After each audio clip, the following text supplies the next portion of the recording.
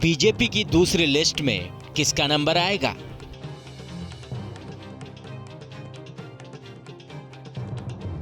किसका टिकट कटेगा? किसको मिलेगा?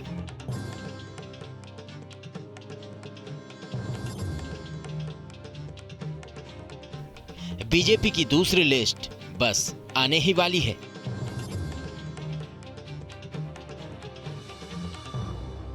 तेरह मार्च के बाद कभी भी लोकसभा चुनाव की घोषणा की जा सकती है।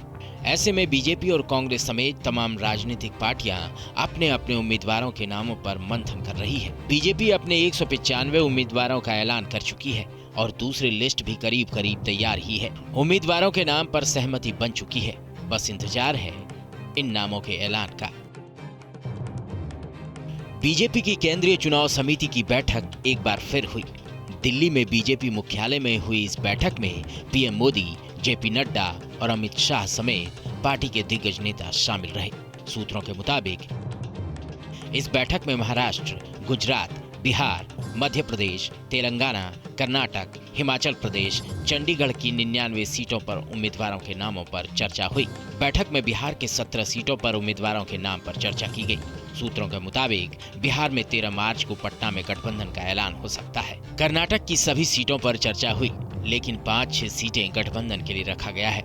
खबर तो ये भी है कि अनंत कुमार का इस बार टिकट कट सकता है। गुजरात की बची सभी 11 सीटों पर केंद्रीय चुनाव समिति की बैठक में चर्चा हुई। सूत्रों के मुताबिक 5 सीटों पर नए चेहरों को उतारा जाएगा।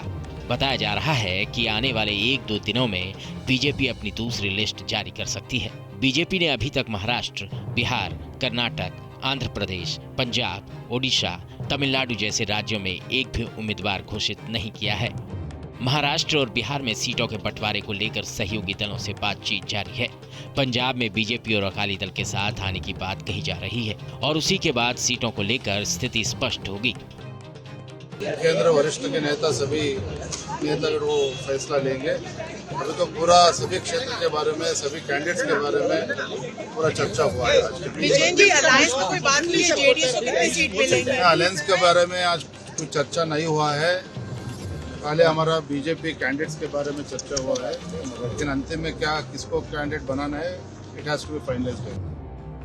इधर आंध्र प्रदेश में बीजेपी, टीडीपी और जेएसपी के बीच गठबंधन और सीट शेयरिंग का ऐलान हो गया है। बीजेपी 6 लोकसभा और 10 विधानसभा सीटों पर चुनाव लड़ेगी।